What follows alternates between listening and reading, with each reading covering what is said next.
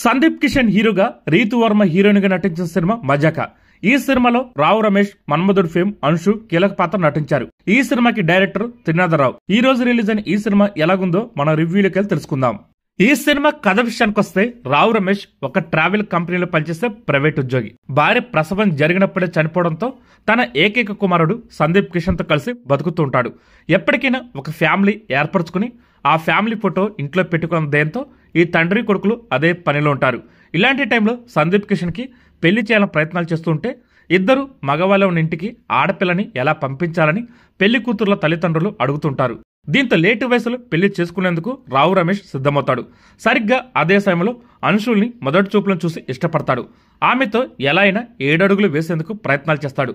మరోపక్క సందీప్ కిషన్ తాను చదివిన కాలేజీలో చదువుతున్న రీతు వర్మను కూడా మొదటి చూపులను ఇష్టపడి ఆమెని ప్రేమించి పెళ్లి చేసుకుని అనుకుంటాడు. ఇలా తండ్రి కొడుకులు ఒకే సమయంలో ప్రేమలో పడి వారి ప్రేమను గెలిపించుకునే ప్రయత్నం చేస్తారు. వారి ప్రేమ కథల్ని ముందుకు తీసుకెళ్లే క్రమంలో ఎదురైన సవాల్ ఏమిటనేది ఈ సినిమా స్టోరీ. ఈ సినిమా ఎలా ఉందంటే, ఈ సినిమా మొదలైనప్పటి నుంచి తండ్రి కొడుకుల క్యారెక్టర్ని ప్రేక్షకులలో ఎస్టాబ్లిష్ చేసే ప్రయత్నం చేశారు. పురిట్లో ఉండగానే భార్య చనిపోతే ఆ కొడుకుని అల్లారముద్దుగా పెంచుకున్న తండ్రి ఒక కుటుంబాన్ని ఏర్పరచుకోవడం కోసం పడే ఇబ్బందుల్ని ఎమోషనల్ గా కాకుండా ఎంటర్టైనింగ్ గా ప్రేక్షకుల ముందుకు తీసుకొచ్చే ప్రయత్నం చేశారు. అయితే ఆ విషయంలో కాస్త ఇంకా జాగ్రత్త తీసుకుని ఉంటే బాగుండేది. ఎందుకంటే తెర మీద పాత్రలు కుటుంబం కోసం తప్పిస్తూ ఉంటే ఆ ఫీలింగ్ ప్రేక్షకులకు అర్థం కాని పరిస్థితి ఏర్పడింది.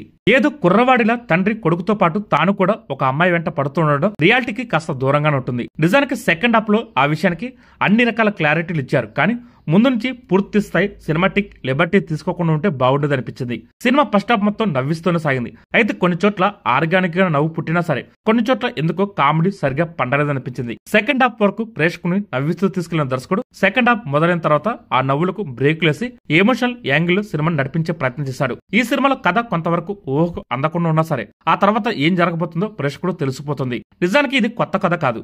ఎప్పుడో మా నాన్నకి పెళ్లి లాంటి సినిమాను తెలుగు ప్రేక్షకులు చూసేశారు. కానీ ఇప్పుడు ట్రెండ్ తగినట్టు దాన్ని మార్చి ప్రేక్షకు ముందు తీసుకొచ్చిన దర్శకుడు ఎంటర్టైనింగ్ గా వారిని నవ్వించడంలో కొంత తడబడినా కొంతవరకు సక్సెస్ అని చెప్పాలి. ఫస్ట్ హాఫ్ మొత్తం నవ్విస్తూ, సెకండ్ హాఫ్ ఎమోషన్ తో ఏడిపిస్తూ ఆలోచింపజేస్తూ సినిమా సాగిపోతుంది. ఇక నటీనటుల విషయానికి వస్తే, ఈ సినిమాలో వెంకటరమణ అనే పాత్రలో రావు రమేష్ పరకాయ ప్రవేశం చేశాడని చెప్పాలి.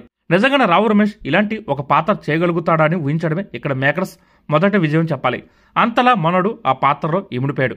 ఆ తర్వాత సందీప్ కిషన్ కూడా తనకు బాగా అలవాటైన కుర్రాడి పాత్రను ఒదిగిపోయాడు. రీతు వర్మకి పెద్దగా నటించే స్కోప్ దొరకలేదు, కానీ అంశు మాత్రం ఉన్నంతలో మెప్పించింది. అలాగే మురళీ శర్మ కూడా బాగా అలవాటైన పాత్ర కావడంతో ఆడేసుకున్నాడని చెప్పాలి. ఇంకా శ్రీనివాస్ రెడ్డి, హైపరాధ్ వంటి వాళ్ళు ఉన్నా పూర్తిగా కామెడీకి వాడుకోలేదు. ఉన్న కొద్ది సీన్లలో వారి చేత నవ్వించే ప్రయత్నం చేశాడు డైరెక్టర్. ఫైనల్ గా ఈ సినిమా ఎలాగుందంటే, టైం పాస్ కోసం ఈ సినిమా ఒకసారి చూడొచ్చు.